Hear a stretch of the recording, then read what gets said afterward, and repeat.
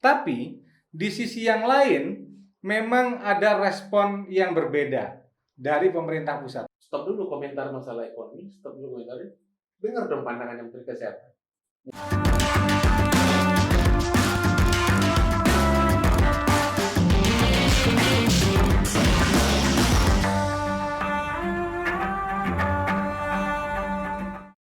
Kita ketemu lagi dalam Ruang BK, Ruang Bedah Kasus bersama saya, Ferry Junedi.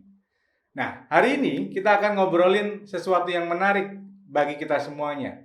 Karena ini pengumuman bukan sekedar pengumuman, tapi berdampak luas terhadap kehidupan kita sehari-hari. Apa itu?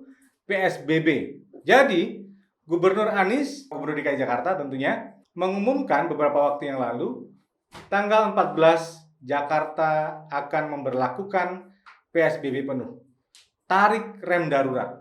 Wah, apalagi nih ya, setelah kita berjalan beberapa bulan yang lalu dengan new normal, tapi ternyata ada persoalan yang cukup serius. Maka Gubernur Anies akhirnya memberlakukan PSBB. Nah, kali ini saya kedatangan tamu yang bisa memberikan perspektif lain.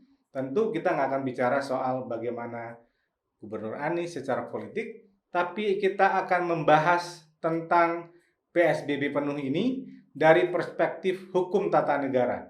Melihatnya dari relasi antara pemerintah daerah dengan pemerintah pusat.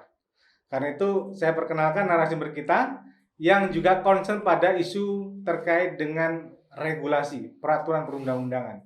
Bang Charles Mabura. Bang, makasih ya. Udah datang nih ya, Ruang BK. Saya mau nanya, ini kita selamat siang, pagi atau sore? Karena terang, kita selamat pagi lah biar semangat terus gitu kan. Walaupun kita nggak pagi ya, Sofi. Iya. Jadi Bang Charles ini narasumber pertama Bang. Di Ruang BK yang datang ke studio kami. Sebelumnya memang ada beberapa narasumber yang kita bicara. Ya. Jadi sengaja kita datang supaya nggak kena PSBB. Karena iya. Kalau nanti Senin udah nggak bisa lagi. Kalau minggu depan kita PSBB pasti kita nggak akan ini. Nah, gini Bang, kita akan membahas tentang kebijakan Gubernur Anies yang kemudian memberlakukan PSBB penuh karena ada satu alasan yang cukup kuat menurut Gubernur Anies. Karena ternyata new normal dianggap tidak berhasil 100%. Karena angka COVID semakin tinggi dan darurat bagi isu kesehatan. Rumah sakit mulai penuh dan dikhawatirkan kalau situasi ini terus berjalan, berkembang, itu justru akan memunculkan persoalan terkait dengan penanganan COVID dan sebagainya. Nah, karena itu ada kebijakan dari Gubernur Anies untuk kemudian memberlakukan ini. Tapi di sisi yang lain memang ada respon yang berbeda dari pemerintah pusat. Paling tidak dari menteri-menterinya Presiden Jokowi ya. Nah, saya sebut dulu.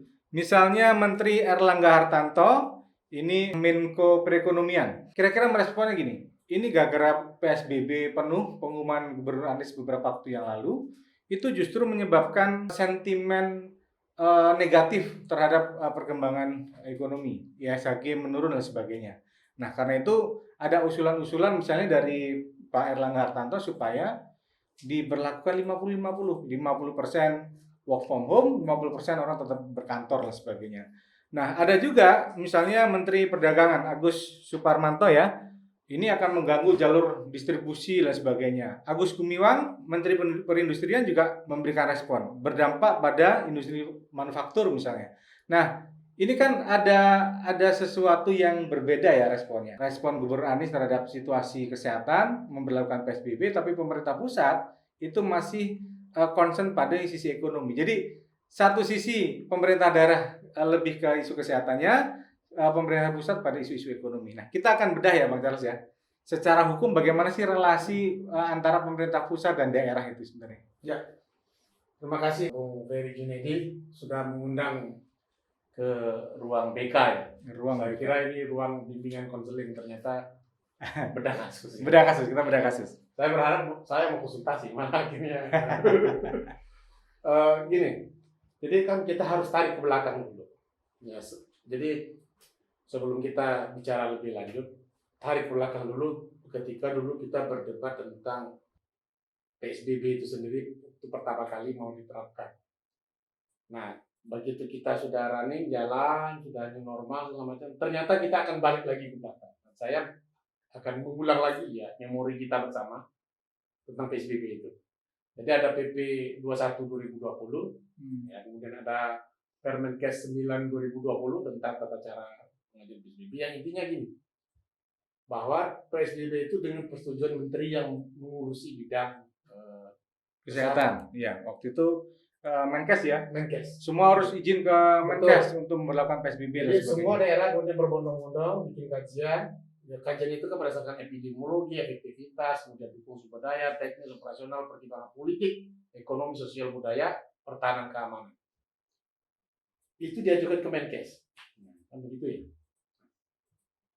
Saya termasuk yang kritik ini kok ke Menkes. Ternyata memang payungnya adalah undang-undang karantina kesehatan. Dan kemudian stakeholder utamanya itu adalah Menteri Kesehatan, kan begitu. Sementara kita itu lagi di bingkai yang sampai sekarang masih berlaku Kepres 12 2020 tentang bencana nasional non alam. Yang dimensinya itu tidak hanya bicara kesehatan. Kalau sudah bicara bencana dalam rezim ini undang-undang bencana. Jadi ini ada dua rezim undang-undang yang kita pakai. Satu rezim undang-undang bencana, satu lagi rezim undang-undang karantina kesehatan. Karantina kesehatan yang menjadi leadingnya itu ya, leading sektornya itu adalah Kementerian Kesehatan. Begitu ditetapkan menjadi bencana nasional, yang leading sektornya itu adalah BNPB. Ada dua koda. Karantina kesehatan konteksnya adalah bagaimana memperlakukan PSBB. Sementara BNPB akan melakukan segala tindakan. Jadi sebenarnya apa yang memayungi apa gitu sih? Apakah PSBB bagian dari tindakan atas status bencana nasional atau status bencana nasional akibat dari tindakan PSBB? Jadi kalau dilihat dari sisi kebijakan, regulasi ada yang nggak pas nih ya? Sudah nggak pas. Nah, kenapa? Karena memang kemudian perkembangan regulasi kita tentang bencana itu sendiri kan sudah berkembang. Bahwa pandemi itu masuk sebagai salah satu bencana non alam, kan gitu yang ditetapkan dalam Kepres. Nah, inkonsistensi itu muncul sebenarnya jangan lupa sebelum Kepres 12 muncul Kepres 11 2020. Ya, saya masih ingat itu tentang apa gitu, tentang penetapan kedaruratan kesehatan masyarakat. Nah, ini ada lagi istilah baru yang kemudian muncul. Jadi ada 3 istilah: kedaruratan kesehatan masyarakat, bencana nasional non alam, ya kan? Ini kan berbeda. Kedaruratan ini payungnya adalah Undang-Undang 6 2018, bencana nasional itu payungnya adalah Undang-Undang 24 2007. Leading sektornya BNPB, satu lagi leading sektornya Kementerian Kesehatan. Begitu ada status PSBB sebenarnya dikatakan dengan prosedur Menteri Kesehatan. Tapi menariknya pertimbangan untuk mengajukan PSBB ternyata tidak hanya aspek kesehatan, kan begitu. Lalu ada isu ekonominya juga. Ekonomi, politik. Nah, sekuat apa sih Menteri Kesehatan kemudian mampu memberikan pertimbangan itu? Makanya dulu saya mengatakan mestinya PSBB itu undang-undang kesehatan itu disinergikan dengan undang-undang bencana. Artinya sebenarnya leading sektornya di undang-undang bencana ya sebagai payungnya di soal bencana. Kalau udah bencana itu kan semuanya harus tunduk gitu loh. Harus tunduk kepada status bencana. Karena presiden yang mengumumkan. Jadi semua tunduk pada itu, regulasinya regulasi bencana, bagaimana kemudian masalah kesehatan, ekonomi, sosial, budaya itu pada perspektif bencana. Nah, problem regulasi ini, Bang. Nah, problem regulasi yang kemudian hari ini kita hadapi, ya. Apa akhirnya yang terjadi? Bingung saja. Satu, ya kan saya mengatakan, kenapa yang merespon pertama adalah Kementerian Ekonomi, Kementerian Perindustrian, Kementerian Perdagangan. PSBB itu kan ruangnya Menteri Kesehatan. Kalau berdasarkan undang-undang karantina ya. Iya, mestinya. Jadi kalau konsisten dengan kebijakan payungnya, maka responnya harus Menteri Kesehatan yang merespon. Jadi sejak awal sebenarnya pemerintah dalam menetapkan situasi ini, rujukannya itu memang nggak pas ya, antara undang-undang karantina kesehatan dan juga terkait dengan bencana. Mestinya menjadi leading sektornya adalah soal kebencanaan kan? Oke, itu satu hal. Jadi sekarang kondisi sudah seperti itu. Terus mau gimana lagi? Ya. Makanya kemudian kalau kita masih pakai rezim PSBB, saya mengatakan ini rezimnya karantina kesehatan. stop dulu komentar masalah ekonomi, stop dulu komentar, dengar dong pandangannya Menteri Kesehatan, ya kan?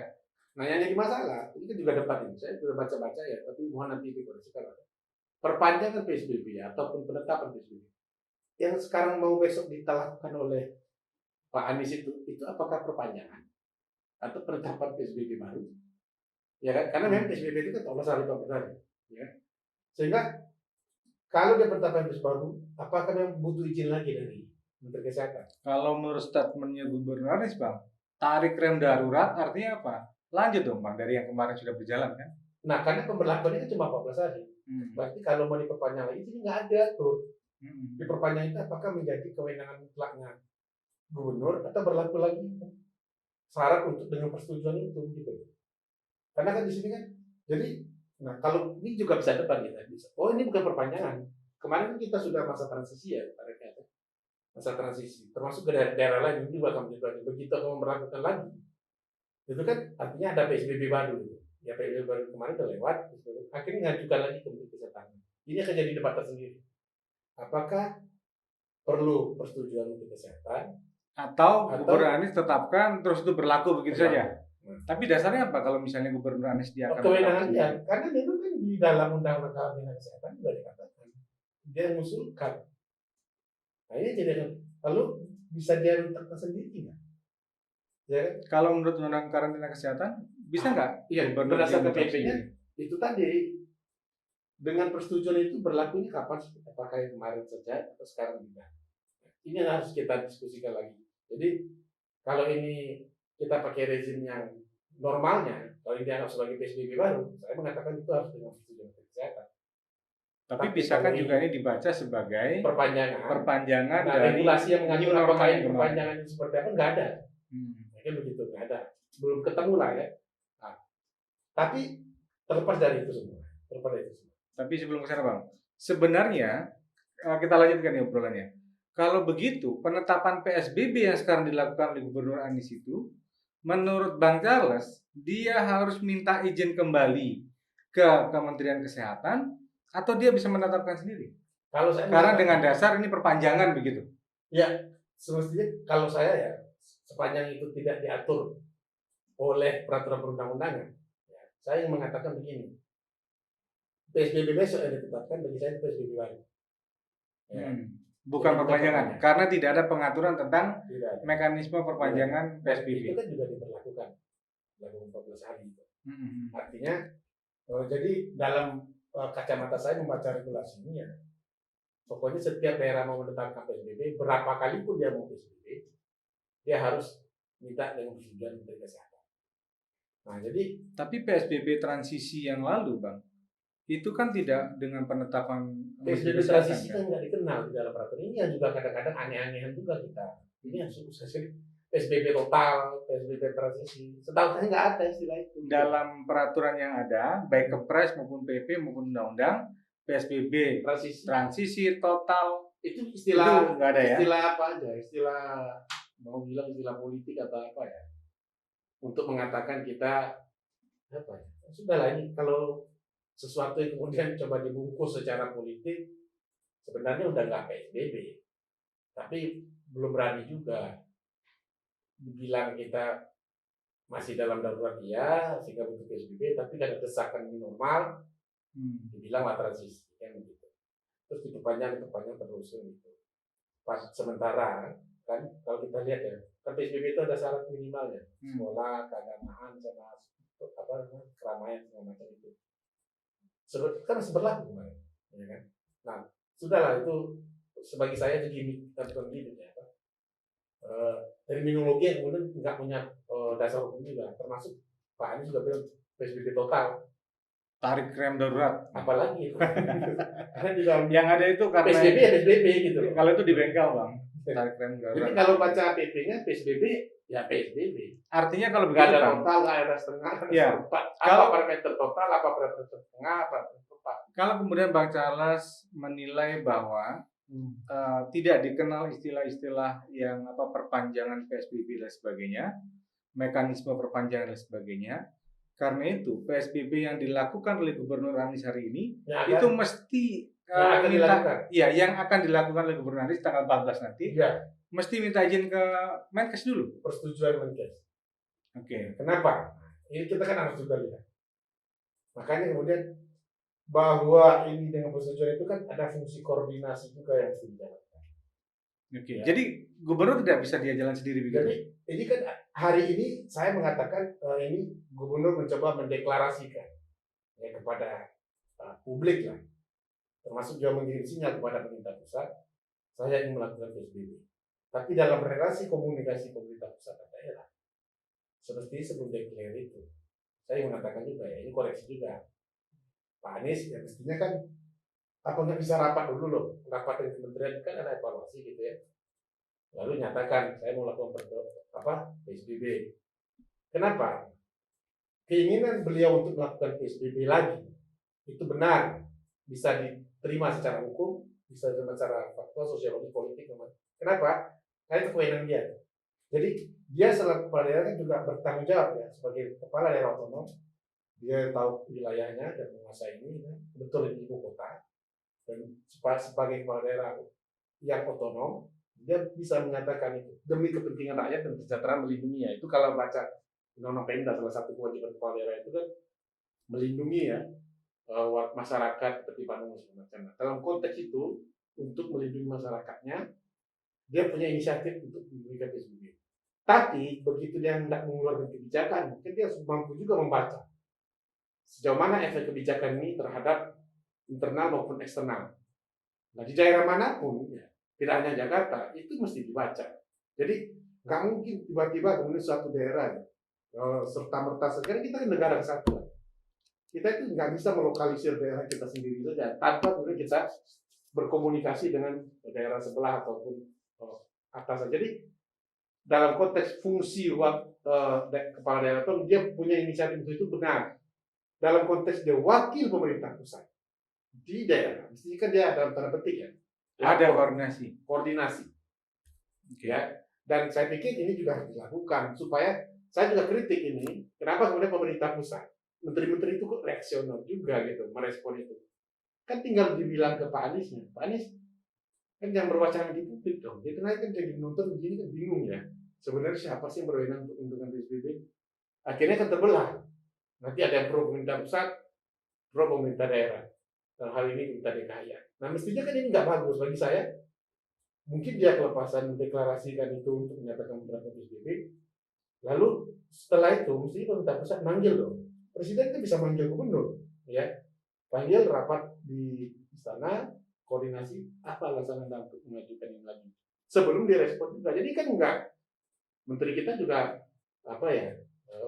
nggak bijak juga bagi saya merespon itu. Kalaulah pemerintah daerah nggak bijak, harusnya itu kan diselesaikan dengan mekanisme komunikasi hubungan pusat dan daerah tadi. Kenapa saya mengatakan perlu dikoordinasikan? Karena setiap dampak PSBB ya di sebuah kota, provinsi, kabupaten, seluruh Indonesia pasti akan berdampak ke daerah lain. Daerah tetangga kan kita itu kan antar daerah itu kan terjadi hubungan perdagangan, pergerakan orang, ya kan, migrasi dan segala macam. Jadi begitu tiba-tiba misalnya provinsi A menutup diri, sementara pada misalnya suplai makanannya itu dari provinsi B, provinsi B nggak dia diberitahu, nggak dikoordinasi, dia tetap akan mengirim kan, akhirnya kan minum COVID. Itu kemarin terjadi kan begitu. Saya mencontohkan di daerah saya di Sumatera Barat, satu provinsi. Itu Sumatera Barat, Sumatera Barat lagi. Seneng kamu. Jadi Sumatera Barat salah satu provinsi yang kemudian mem-PSBB diri di luar provinsi yang Jawa Timur tadi. Beberapa kan kabupaten kota. Dan ini ketika dia mem-PSBB kan berdampak kepada daerah lain. Apa buktinya? Ternyata daerah lain itu masih ada yang ingin berkunjung ke Sumatera Barat, ya kan? Masih ada melakukan hubungan perdagangan segala macam. Termasuk itu tiket pesawat masih dijual, ya. Karena kalau Sumbar udah PSBB, mestinya orang jangan jual tiket lagi kan, sehingga orang nggak terlanjur datang ke bandara. Habis itu nggak bisa masuk, harus balik lagi gitu. Pulang. Begitu balik, dia nggak diterima lagi di tempatnya. Artinya begini Bang. Jadi kenapa ini penting? Kedua, begitu dia ada dampak antar provinsi, menjadi kewenangan pemerintah pusat untuk mengeluarkan kebijakan ini. Jadi mesti dikoordinasikan. Jadi Nggak bisa, jadi kita nggak bisa mengkapling, oh ini wilayah saya, terserah saya dong, mau saya PSBB atau enggak. Kenapa? Karena itu berdampak Jakarta misalnya, akan berdampak ke Banten, berdampak ke Jawa Barat, bahkan ke seluruh Indonesia. Ini ibu kota negara kan begitu, ibu kota negara. Jadi makanya dalam kewenangannya, kalau sudah berhubungan dengan daerah lain, antar daerah, itu kewenangan pemerintah pusat untuk mengkoordinasikannya.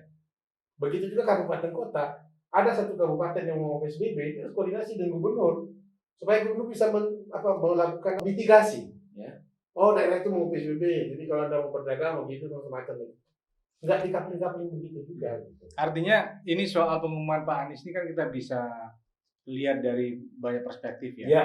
Satu sisi sebagai kepala daerah, kalau dilihat dari pertanggungjawaban dia sebagai gubernur, dia kan punya kewenangan untuk kemudian melindungi daerahnya, mengambil kebijakan yang untuk kepentingan publik di wilayah DKI misalnya begitu ya.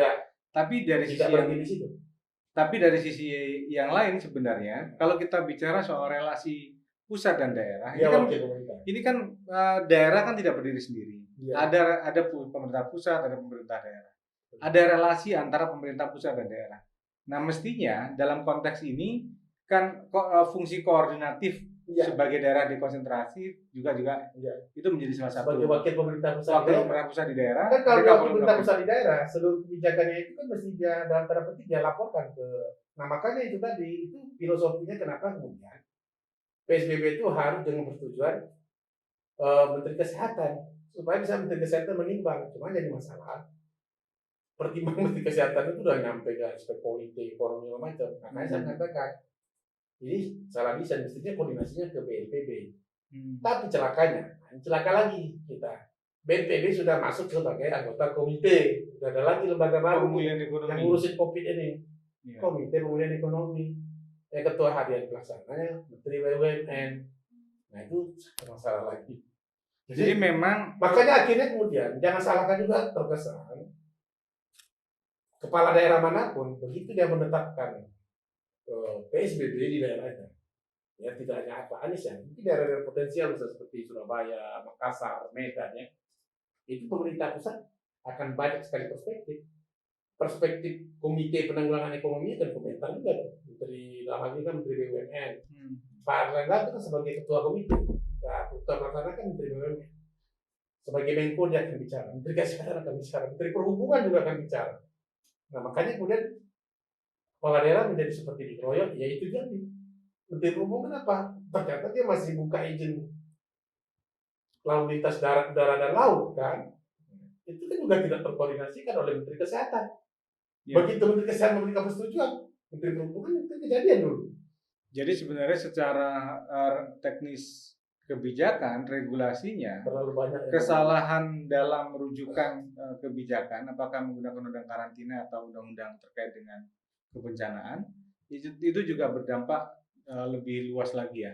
Soal struktur pembentukan struktur kelembagaan yang berwenang, salah satunya adalah terkait dengan siapa yang kemudian punya otoritas untuk memberikan kebijakan ini. Nah, gini Bang, kalau kita lihat kan sebenarnya kalau kita bicara soal relasi pusat dan daerah, ini kan sebenarnya bukan hanya soal bicara siapa yang berwenang, siapa tidak berwenang kan. Dan juga kita nggak bicara siapa yang benar, siapa yang salah. Tapi ini bicara bagaimana kemudian roda pemerintahan itu dijalankan dengan benar. Kan kita kalau misalnya bicara soal mekanik, pemerintah pusat itu nggak bisa jalan sendiri, pemerintah daerah kan nggak bisa jalan sendiri. Nah, karena dua-duanya ini sebenarnya itu sudah di dalam undang-undang tentang pemerintahan daerah, itu juga diatur juga relasinya bagaimana sih antara pemerintah pusat dan daerah. Memang dalam otonomi pemerintah daerah itu diberikan kewenangan yang luas, begitu kan? Pasca reformasi kan pemerintah daerah kan dianggap mereka yang lebih paham tentang daerahnya. Tapi di sisi yang lain supaya juga ada hubungannya harmonis, jangan menjadi raja kecil di daerah, maka ada relasi yang memang harus dibangun. Salah satunya adalah fungsi koordinatif antara pusat dan daerah, di mana pemerintah daerah itu adalah wakil pemerintah pusat di daerah. Nah, sekarang kan di dua hal itu kan nggak dipisahkan. Betul. Satu sisi pemerintah daerah, gubernur buat wali kota itu adalah dia memegang kekuasaan di daerah otonominya, tapi di sisi yang lain kan mereka sebagai wakil pemerintah pusat di daerah. Nah ini kan untuk membangun keutuhan negara kesatuan Republik Indonesia sebenarnya, NKRI. NKRI harga mati. Iya. Kan nggak dijual ya. Nah, pertanyaan gini Bang. Nah, kalau kita melihat dari relasi itu sebenarnya kan menarik. Kita kan tidak dalam konteks untuk kemudian membandingkan dan membuat siapa yang salah begitu ya.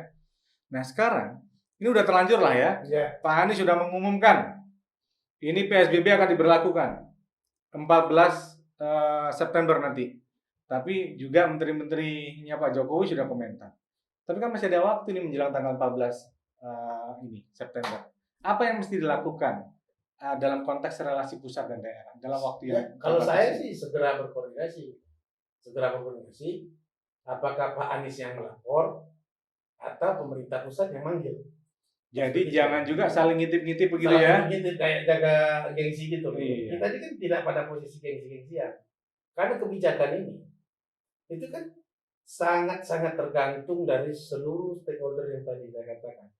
Jadi Pak Anies juga kalau memaksakan diri nggak bakal bisa juga dia. Berjalan. Iya kan? Penerbangan misalnya. Berapa sanggup Pak Anies misalnya menutup penerbangan? Apalagi wilayahnya bukan wilayah beliau. Banten. Bandara. Itu di bandara. Tetap orang terbang gitu kan. Iya. Masuk ke Jakarta mungkin orang ini kucing-kucingan dan macam. Jadi makanya ini tidak pada posisinya untuk mengadu kebijakan siapa yang paling benar. Lalu Pak Gubernur itu, jadi kadang-kadang ada kondisi seperti ini sengaja digelar dulu supaya dapat dukungan publik sehingga ada tekanan pusatnya juga lebih ringan ya, paling nggak ada dukungan gitu ya. Begitu. Jadi saya mengatakan kita sambut baik etikat Pak Anies karena memang ada keinginan juga untuk itu, tapi lagi-lagi mungkin harus dikoordinasikan juga. Saya mengatakan ya, kita tetap memandang pusat daerah itu ya harus satu gitu dan harus koordinatif gitu. Nah menariknya di Jakarta ini karena di ibu kota, ya kan kebijakan beliau itu akan berdampak terhadap penyelenggaraan pemerintahan pusat. Ini masalah. Kecuali kan nggak mungkin PSBB kira-kira berlaku nggak di instansi pemerintah pusat? Jadi kan jangan dibagi juga. Oh PSBB untuk Jakarta aja. Kita kan instansi pusat. Di DPR nggak berlaku, di kementerian nggak berlaku. Jangan sampai muncul seperti itu juga kan? Yeah. Nah, jadi begitu ditetapkan itu karena jadi akhirnya adu ini dong kekuatan gitu. Boleh lah saya pikir ya begitu karena akhirnya akan jelek misalnya kalau nggak seperti itu kan misalnya kalau dibiarkan perdagangan orang jalan tol misalnya kalau seandainya dipaksakan emang jalan tol kewenangannya Pemda DKI kan enggak. Jadi besok-besok enggak. Kalau ini dipaksakan nih, Gubernur Anies tetap menentukan PSBB penuh di DKI Jakarta. Betul. Setelah itu pemerintah pusat Pak Jokowi bilang kita mementingkan soal isu ekonomi. Jadi besok olahraga jangan di Taman Tebet, itu punyanya DKI. Olahraganya ke GBK, punya Setnek. Atau pergi ke DPR gitu ya. Atau di Monas. Atau di Monas. Iya Monas, kalau Monas itu gabungan antara pemerintah daerah dan atau di jalan-jalan negara. Kan ada jalan negara, ada jalan nasional ya, jalan jadi ada ya. Ini kan jadi iya. Makanya kemudian itu yang penting ya. Jadi supaya merasa ini kebijakan saya yang paling benar. Saya pikir ini semuanya punya tujuan baik. Nah, satu lagi. Saya berharap juga pemerintah pusat itu juga mohon satu ini juga loh. Satu arah juga ya. Nah, sekarang ini saya meyakini dengan kondisi seperti itu, Menkes akan komentar, itu dan 3 menteri sudah komentar, ya kan? Lalu Pak Erick Thohir juga nanti tunggu aja komentarnya. Pak Doni ini juga akan ada komentar, karena ini stakeholder bencananya kan juga banyak. Yeah. Padahal kalaulah kita itu sekarang dalam era pemulihan ekonomi, mestinya yang bicara yang hanya bagi saya ya, dalam konteks membangun satu komunikasi publik yang terintegrasi kan. Cukup Menteri Koordinator Perekonomian karena beliau ketua Komite Pemulihan Ekonomi kan. Pak Erick itu kan hanya ketua pelaksana. Jangan semuanya bicara juga, jadi Menteri Perdagangan nggak usah bicara, satu aja buat video beliau gitu. Jadi jelas gitu loh. Sekarang kan enggak, seolah perindustrian kok nggak boleh gitu, perdagangan nggak boleh gitu kan. Kesehatan bilang juga. Jadi supaya iramanya pemerintah pusat itu dilihat oleh masyarakat sebagai satu kebijakan. Jadi tahapannya kita udah tahapan pemulihan ekonomi. Artinya Menteri Kesehatan harus masuk ke situ, Pak Doni udah dimasukin ya dalam Satgas itu, termasuk kementerian-kementerian lain juga masuk ke situ. Ketuanya dan termasuk Menko-Menko yang lain juga ada yang komentar juga gitu. Ini kan ada juga Menko lain yang suka komentar ya, yang bidangnya kelautan malah. Kita aja komentar juga nggak apa-apa. Ya, nggak maksudnya begini. Mereka itu kan representasi kebijakan negara gitu. Malah saya mengatakan yang paling tepat siapa? Ya, presiden mestinya. Presiden. Ya. Dan bahasanya sederhana bagi saya. Silakan daerah mau menerapkan PSBB dalam bentuk apapun, tapi kita harapkan sebelum itu, mari kita berkoordinasi dulu. Ada seperti itu. Kita akan panggil, masanya kita akan panggil gubernur, tidak hanya gubernur DKI, mungkin ada daerah-daerah lain kumpulkan gitu. Nah itu akan lebih baik gitu ya, ketimbang kemudian para menteri berbicara. Oke lah Bang, terima kasih banyak nih pencerahannya dari perspektif hukum tata negara, dari perspektif kebijakan publik dan regulasi ya, serta yang paling penting sebenarnya soal relasi pusat dan daerah. Ya. Karena selama ini kalau kita bicara soal kebijakan DKI dan pemerintah pusat, ini kan kita melihatnya kayak relasi antara Tom dan Jerry. Tom and Jerry. Nah, Tom dan Jerry. Kucing dan tikus. Gitu kan? Siapa kucing, siapa ya, kita nggak ngomong soal itu, siapa kucing, siapa tikusnya nggak ngomong itu. Tapi menurut saya ini menjadi satu bahasan yang menarik untuk melihatnya dari perspektif hukum tata negara, khususnya terkait dengan otonomi daerah ya, relasi pusat dan daerah. Oke, terima kasih. Jadi teman-teman, kalau kita bicara soal situasi yang berkembang hari ini tentang PSBB, di mana Gubernur Anies menyatakan tarik rem darurat, ini juga mesti dilihat sebagai sebuah kebutuhan daerah. Ketika Gubernur Anies melihat ada persoalan di daerahnya, di mana COVID semakin meningkat, dan dikhawatirkan fasilitas kesehatan tidak bisa menampung dan memberikan pelayanan secara optimal. Oleh karena itu, tarik rem darurat ini mesti dilihat sebagai sebuah aspirasi dari daerah, bahwa ada persoalan di daerah yang perlu ditangani sesegera mungkin. Nah, ini mesti sebagai sinyal yang harus dibaca secara serius oleh semua pengambil kebijakan. Ini menjadi penting.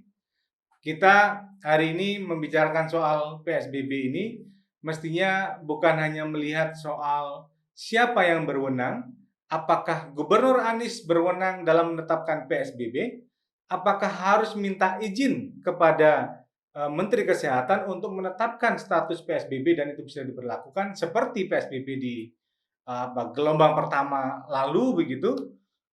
Bukan hanya itu sebenarnya, dan kita tidak membicarakan soal siapa yang salah dan siapa yang benar. Apakah perspektif kesehatan yang diterapkan oleh Gubernur Anies atau perspektif ekonomi yang mungkin diterapkan dan lebih diutamakan oleh pemerintah pusat. Kita mesti melihat situasi ini sebagai situasi darurat bersama yang harus direspon secara bersama juga antara pemerintah pusat dengan pemerintah daerah. Nah, relasi keduanya lah menjadi penting. Pak Anies bisa melapor kepada Presiden tentang situasi yang kemudian berkembang dan Presiden meresponnya sebagai sinyal bahwa daerah membutuhkan itu. Tapi di sisi yang lain sebenarnya pemerintah pusat pun juga tidak harus meresponnya dengan berkomentar di ruang publik yang justru akan menimbulkan kegaduhan. Tapi pemerintah pusat punya kewenangan untuk mengkoordinasikan, memanggil pemerintah daerah, memanggil Gubernur Anies. Kenapa kemudian Gubernur Anies menyatakan PSBB darurat? Apa yang kemudian menjadi dasar dan pertimbangan? Dan itu mesti dipertimbangkan antara banyak stakeholder, baik dari sisi ekonomi, baik dari sisi kesehatan. Dua-duanya menjadi satu hal yang sangat penting hari ini.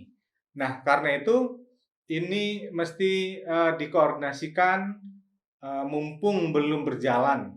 Kan 14 September masih beberapa hari lagi, maka sekarang penting untuk kemudian mengambil sikap. Dua-duanya, kita tidak bicara soal Gubernur Anies, kita tidak bicara soal Presiden Jokowi. Tapi mereka berdua adalah representasi publik, mereka adalah wakil dari publik yang memang harus merespon situasi ini dengan sangat serius, bukan hanya berbicara soal polemik yang ada di ruang-ruang publik. Kira-kira itu yang menjadi concern diskusi kita hari ini.